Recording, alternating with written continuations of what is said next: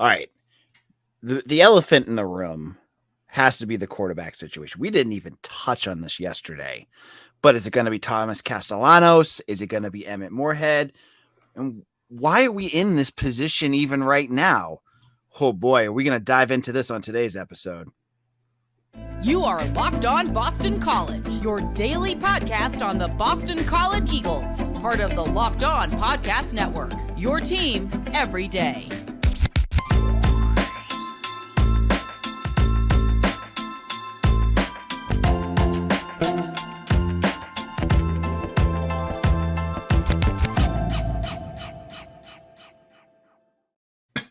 Hello and welcome. This is Locked On BC. I'm your host, AJ Black. Today's episode is brought to you by Birddogs.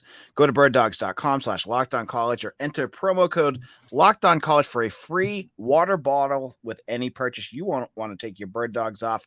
We promise you. So this is part 2 of our review of the embarrassing loss to NIU. I got some NIU fans saying that you guys shouldn't be considering that embarrassing. I'm calling the way that BC played embarrassing and the whole situation they put themselves in embarrassing. And to get into this again, we have Mitch Wolf. Mitch, how's it going? Doing a little better. Finished rewatching the game. I'll probably rewatch it at least once more before we are writing these articles. And it's not the most fun thing, but you are able to pull out some answers from this. But this thing that we're going to talk about today is something that still boggles my mind, honestly. So usually when Mitch and I have an episode, we kind of bounce back and forth. This episode is going to run a little differently. This first section of this episode is going to be me ranting. The second part of this episode will be Mitch ranting. And we both have our different perspectives on why things don't make any sense. And then the final segment, we're going to kind of come together to more of our typical type of episode. So Mitch, you ready? Yep. All right, I'm rubbing my hands. I'm ready to go. So I'm not going to recap everything we saw. We saw Emmett Morehead come out. He looked jittery. He looked like he didn't know what was going on. Not that he didn't know what was going on. He had all sorts of trouble throwing the football. And then within 2 sets of downs, he's gone and Castellanos comes in. You get Castellanos running his offense. They get away from the power run. They get away from everything. And they put Morehead back in the third quarter to start the second half off, and he does nothing again. So they go right back to Castellanos, and we know how that ends. So what gets me about this, what I don't understand, and everything that Hafley has said since then still doesn't make any sense to me, is why was there such a short stick with Morehead? We as media members, and you guys have listened to this podcast for the last 2 months. All I've been talking about is Morehead. I kind of even scoffed at the potential of Castellanos taking over this early. We got thrown Morehead all the time. He'd come to press conferences. He was at ACC Media Days. All you heard about was him playing with the ones at practices. And on top of all of that, what was the dialogue or what we've been told about why Phil Jurkovec left? Because they had their quarterback of the future in Emmett Morehead. We heard that over and over and over again. And that, when you see Jurkovec leave, and think of whatever you want about Jurkovec. I don't know how he would do with this offense. He did what he had to do, but the thought process was that Morehead had it. You saw parts of that last year. You saw him play in the spring game, and you felt like the staff had all the faith in him to be the quarterback of the future. And then it took 2 drives to get rid of him. I don't understand. I have gone back. I thought about it.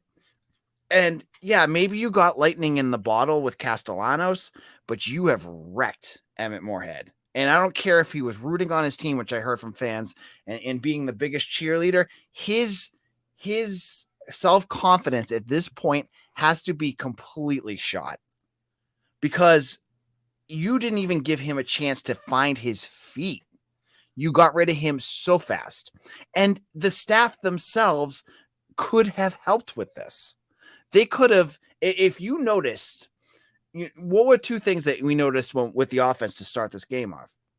Was that Morehead couldn't hit a shot. He couldn't hit his throws, but the power running game was right there. So what do? They remove Morehead and they go away from the power running game. All they had to do was hand the ball off to Pat Garwo and let that offensive line push around, and then you would find your throws. He would have settled in. He would have found some success, but nope, removed him. And this is not this comment. I want to say right off the bat, my kind of rant here is not a knock at Thomas Castellanos. I thought he did a perfectly serviceable job doing what he did. I loved his energy. I loved his swag. I loved the way he kind of had that it factor. I just feel for Emmett Morehead, a kid that just looked like the future of Boston College football. And he lost everything in one game. And I don't know if there's any way to come back from any of this. You know, on Monday, we received our depth chart.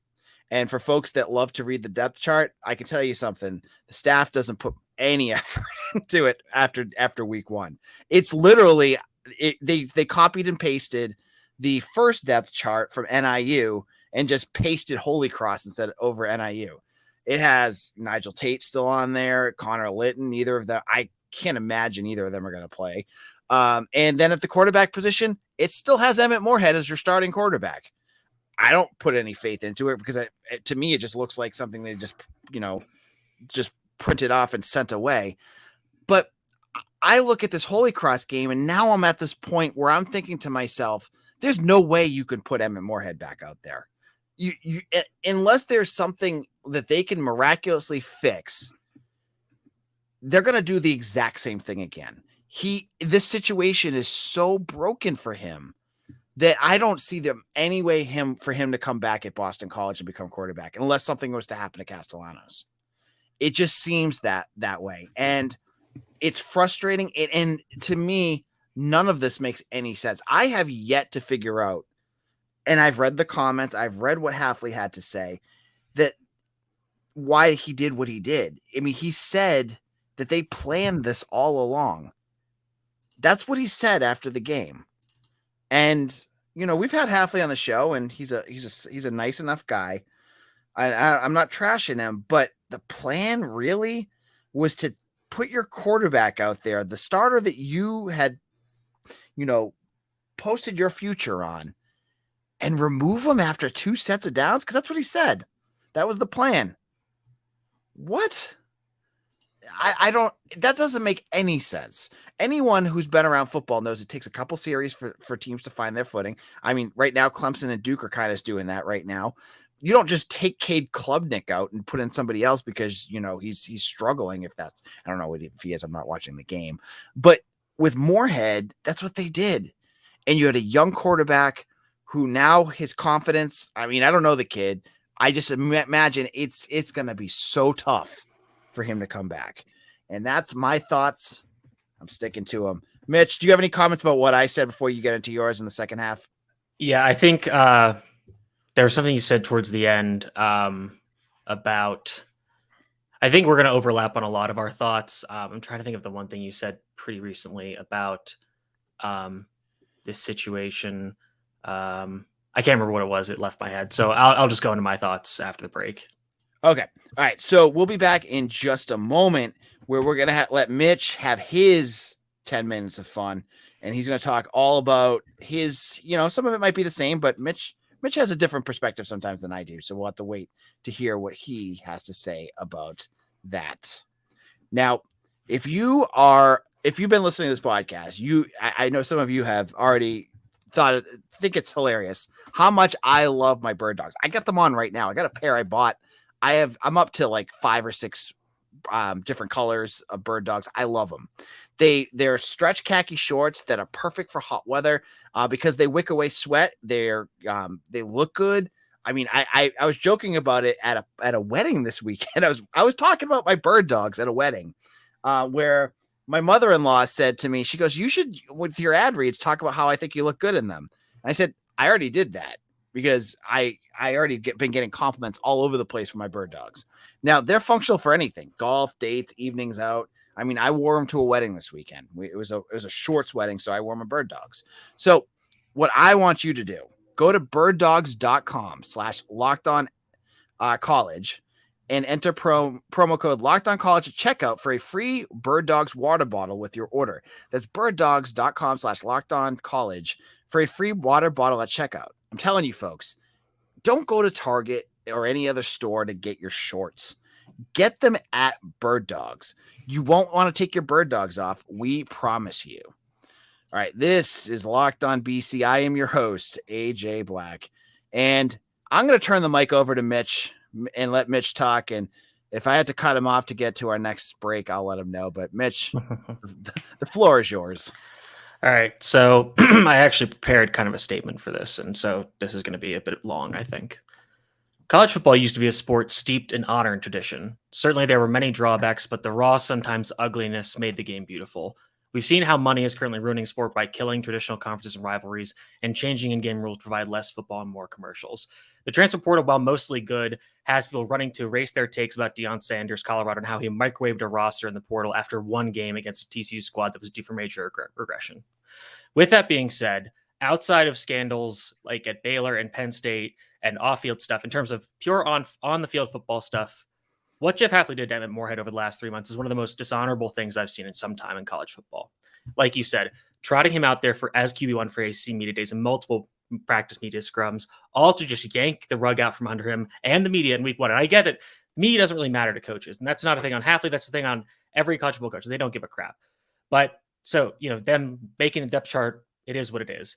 But Morehead did not deserve this after getting his ass kicked last year behind one of the worst offensive lines in college football history. No wonder he was so skittish and inaccurate his first possessions. I honestly think that his clock, you hear about quarterbacks in the pocket, how they have this clock that needs to go off. I think his clock was so accelerated from last year that anytime he felt just the slightest hint of pressure, he bailed or checked it down or tried to get out of it.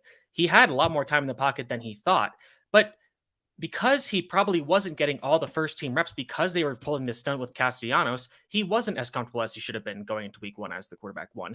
And if they didn't want to make him quarterback one, as it was seemingly the plan, just don't make him the quarterback one and start Castellanos. Say it's a competition.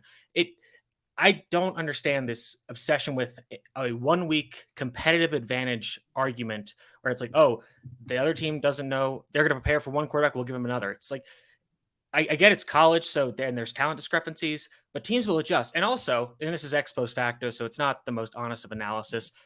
What competitive advantage didn't matter? BC still freaking lost.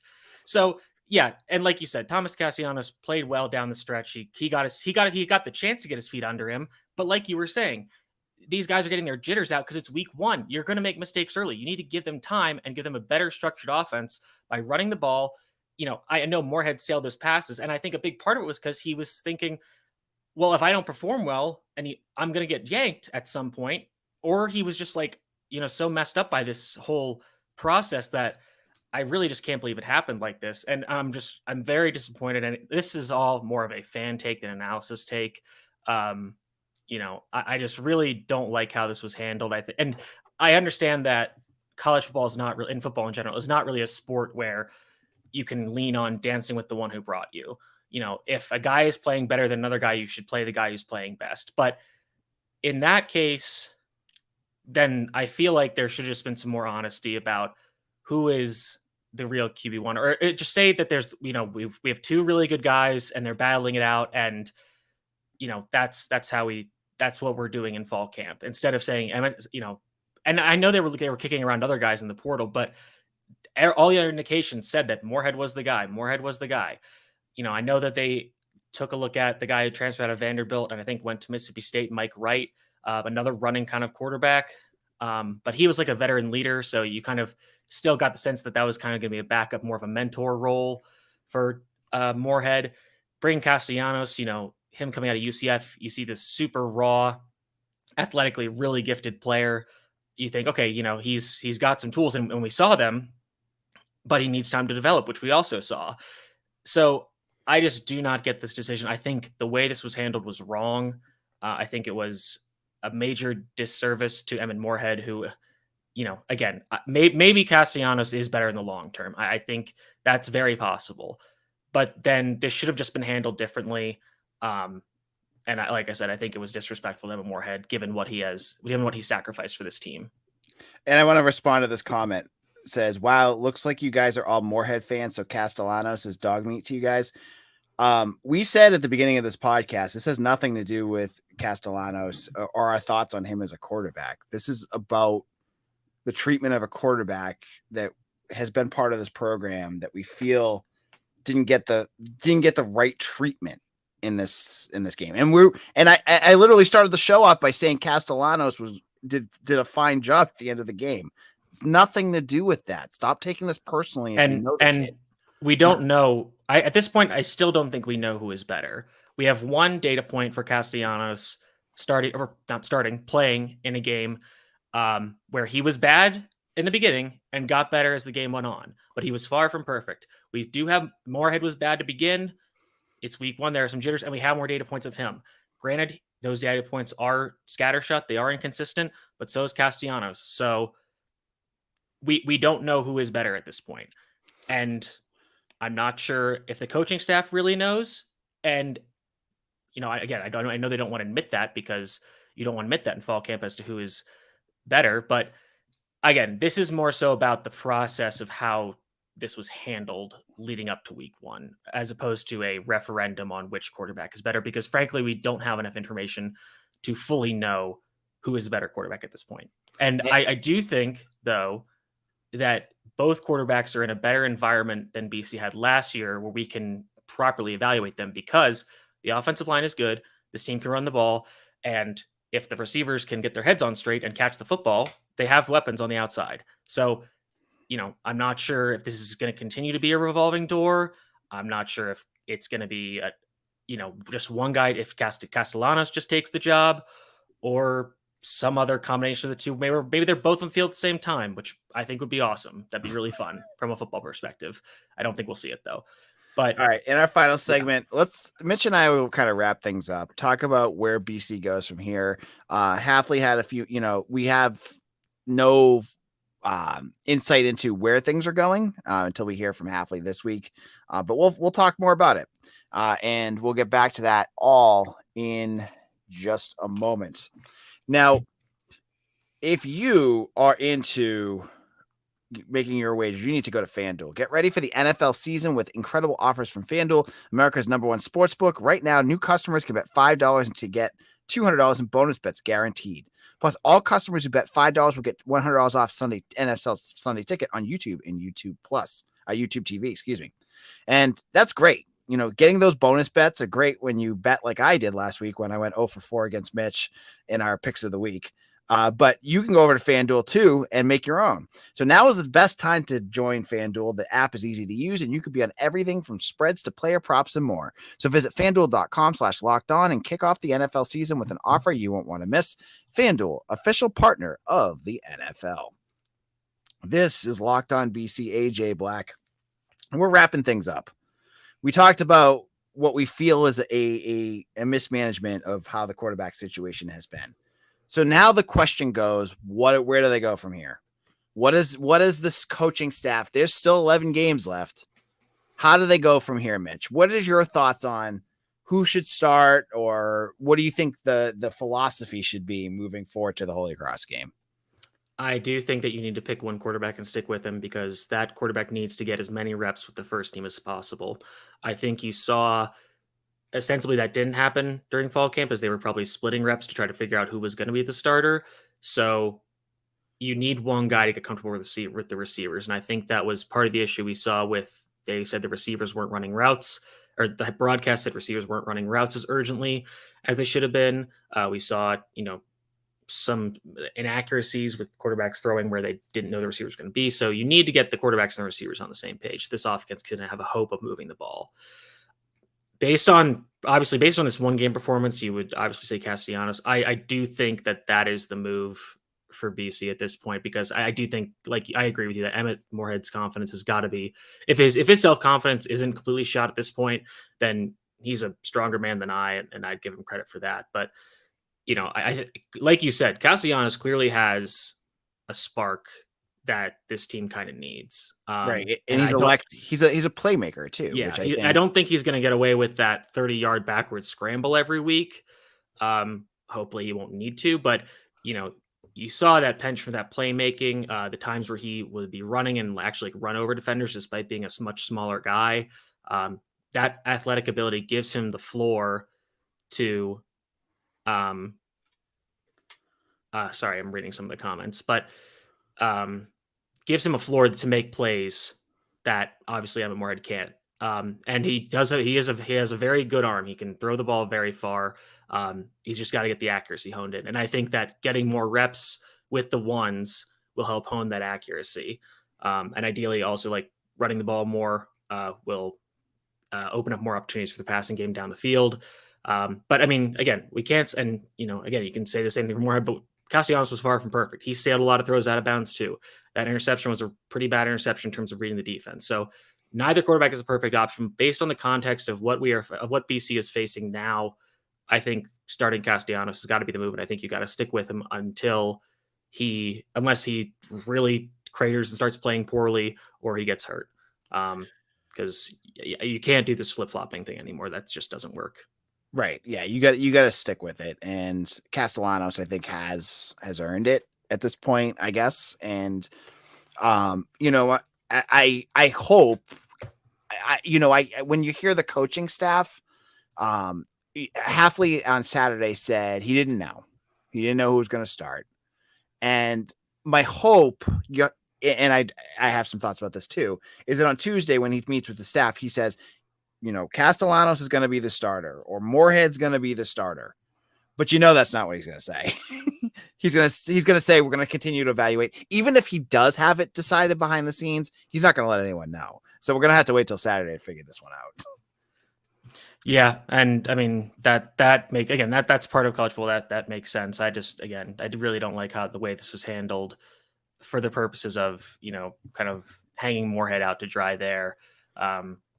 And then not really giving him an opportunity. And again, just not giving him the opportunity I thought he deserved based on what he's done for this team. So I do think that Castellanos will make the start, and I do think that he'll probably be the starter moving forward for the long term. All right.